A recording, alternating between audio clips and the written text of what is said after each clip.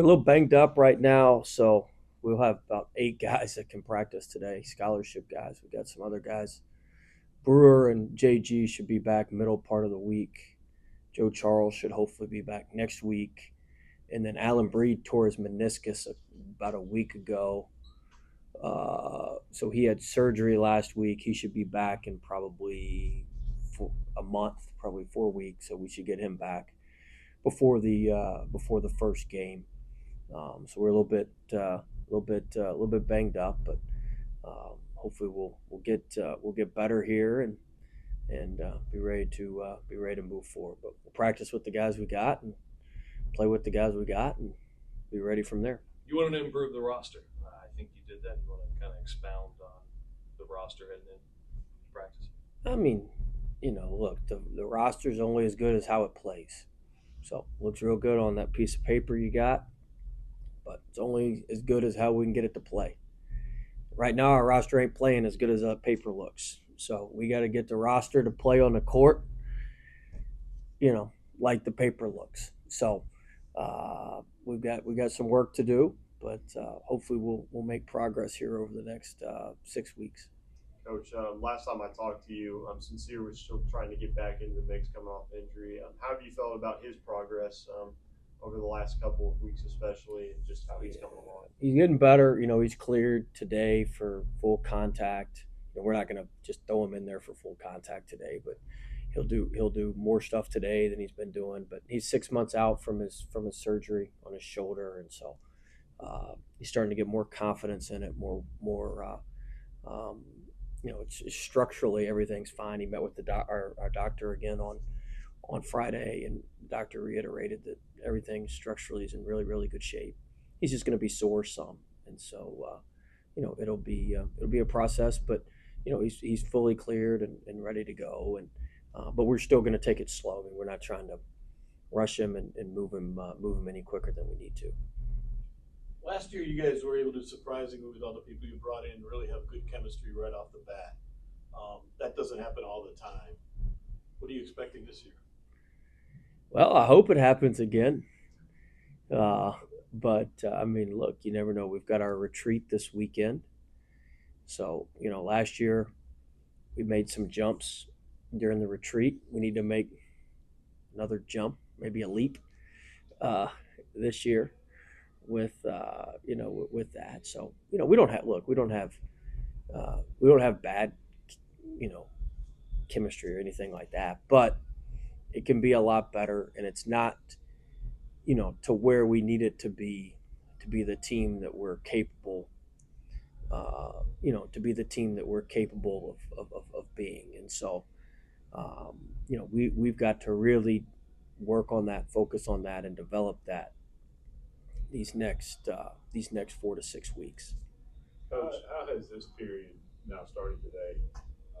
What's different about now than what you've been able to work out, guys, not before and everything? But what's different now? Yeah, we do a bunch of stuff in groups and a bunch of stuff individually. We only go as a group once a week in the preseason. Now we'll be going as a group, every day. And so hopefully, some of that teamship, some of our communication will get quite a bit better as we work more as a group, and as we define responsibilities and put people in some different positions. Last year, I asked you this last week. Last year, Hey, Dan, we're going to talk about this year at all? but last year everybody was coming here to get time. This year, a lot of guys have had time, so it's kind of a development of a different thing. How are you projecting it to be to kind of get the roles? Do you think it'll take longer to get roles settled? Or Well, we do. I talk about responsibilities. No, I don't think it'll take longer. In fact, I think it's going to take shorter because we got some of these guys that are just, we've already started that process. I've had some very honest conversations with folks about where they stand. Here's where they are, and here's what needs to be done if you have any hope of playing on this team. And so, look, all these new guys better be coming here to win. And so, that's the number one objective. And we have made that extremely clear.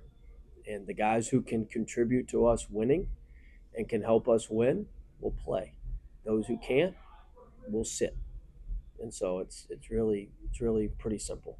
But we'll start figuring out more and more who those guys are, in the coming weeks. We've only got about 2 guys right now that I feel comfortable putting in a game. Got 2 guys that if we played today, I'd feel comfortable putting in a game, and one of them just had surgery, Breed. That's it. That's it. So we need to have some other guys join those guys, or it's gonna be rough to win 2-on-5. Well, this you kind of maybe already answered it, but forgive the reference to last year, but you spoke very highly constantly of Shahada Wells and all the different attributes he brought to the team. Have you seen that? Maybe a glimpse already No. in the leadership? No. Got it. No. Shahada Wells was a unicorn. Your best player, your best worker, your best kid. We don't have anything close to him on this year's team. I got a question for you for this year. This year, This thank year. you. Finally, somebody wants to talk about this year. I appreciate that. But schedule, South Dakota trip. You're obviously going to the Virgin Islands. How's the approach changing to the preseason and getting these guys ready for obviously a vigorous start to the season? Yeah, I mean, look, South Dakota State's really good. We're going to be playing them on the road. I mean, look, South Dakota State's been to back-to-back NCAA tournaments. We've been to one in 22 years.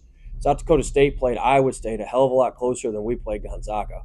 Like, this is going to be a brutally tough game. One of our probably 4 or 5 toughest games of the entire season will be our opener in South Dakota against South Dakota State. So, that's what we've got to understand is there's an urgency. I mean, look, when we got here, we were about 340th in the country. We went from about 340th to about 65th. All right, there's a lot of bad teams you can pass just doing pretty mediocre stuff.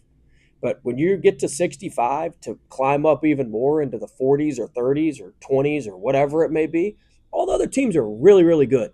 And all the other teams do stuff really, really well. Now, from 300 to 65, there's about 200 of those teams you can pass that are just, it's very easy to pass those guys, right? You just have any baseline level of competence, you can pass most of those folks. So now we're in a lot thinner air, and that goes with our scheduling. We've scheduled a lot better. We could have a better team and lose way more games than we did last year because we've scheduled a lot better. We're not going to catch anybody by surprise. And, we've got to raise our level of play to that, and I have yet to see that.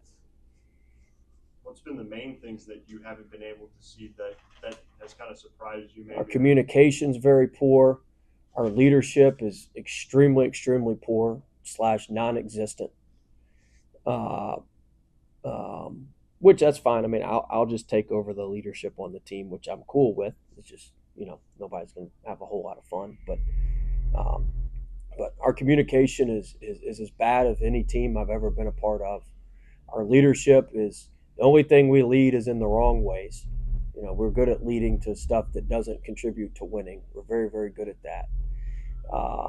We've let, some of these transfers have come in here from some programs that haven't been as successful. In fact, none of the transfers have come from a program that was as successful as we were last year. And some of our returners, who I'm very upset with, have let these guys just hijack our program. Like, you come here and you do what we do. You don't bring your problems to our program. And some of our returners have let some of these guys just come in here and set a lower standard than what we're used to. So I'm not happy with the new guys we've got coming in. I'm not happy with the returners that they've let these guys.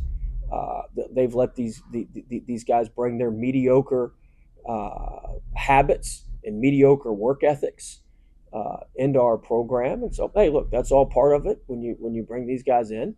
But I'm really disappointed with our returners because I thought we had a lot more solid foundation. I thought those guys would stand up and say, hey, that's not what we do here. This is how we do things. And I've yet to see that. And so, the new guys, they're going to go as far as those returners will let them go.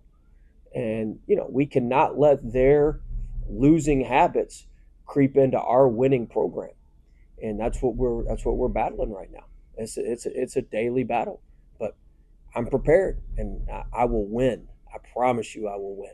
How do you fix that? Do you let it kind of play out? Let them Well, I've tried to let them fix it, and then I went to fixing it, and now hopefully we can both fix it.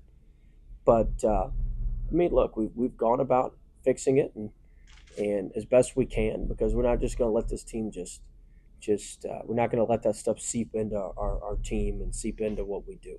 Cannot happen, will not happen, and we will stop that at all costs and root it out. But I mean, look, we got, you know, that's part of it. You take those transfers, that's part of it. But I love it. But you know, I'm very disappointed in the 7 guys we have returning that know everything that's supposed to happen here, know how it's supposed to work, and they haven't lived up to what they're supposed to do anyway. I don't necessarily blame the transfers. I mean, I do to some extent, because they should come in here and say, hey, look, you know, you guys won. Maybe we should try something with what y'all do. But you know, I blame those returners for setting the standards so low and letting those guys come in with those standards. But standards are slowly back raising. They'll be raised real high here in a little bit.